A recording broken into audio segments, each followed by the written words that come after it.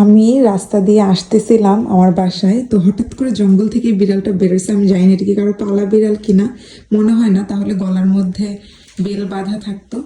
তো এসে আমার পিছনে পিছনে না, সামনে সামনে আসতেছে। আমি জানি না ওকে জানতোই কিনা যে আমি এই বাসায় থাকি। তো ও এসে এসে হচ্ছে পিছনে চলে গেছে। তো যখন আমি দরজার গেট খুলছি, পরে আমি বলতেছি কাম, ওমা সুন্দর করে দেখি চলে আসছে আমার বাসার মধ্যে, একদম বাসার ভিতরে ঢুকে গেছে আস্তে আস্তে, ভয়ও পাচ্ছে না। এই যে আমার বেডরুমেও চলে যাচ্ছে।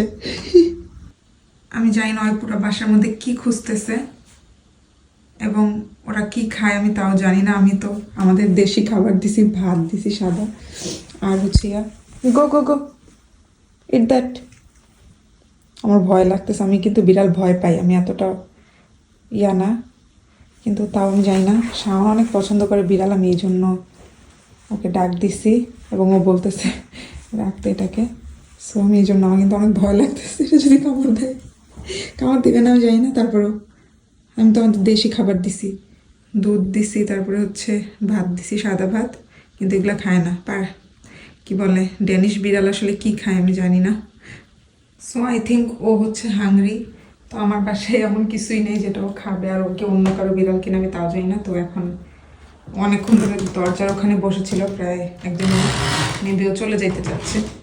দরজাটা খুলে দিব এখন, যাতে চলে যাইতে পারে। আটকায় রাখাটা ঠিক হবে না, একটা বিড়ালকে এই যে চাচ্ছে বাইরে চলে যেতে। খুলে দিচ্ছি, দাঁড়াও, যাও।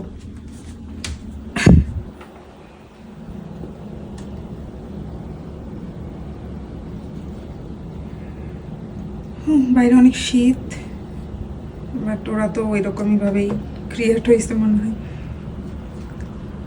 সো আমি ওকে আবার বাইরে চলে গেছে এই মাত্রই, বিকজ আই ডোন্ট থিঙ্ক যেভাবে ওকে রাখাটা ঠিক হবে। ওর যে ধরনের খাবার খাই এটাও আমাদের কাছে নাই।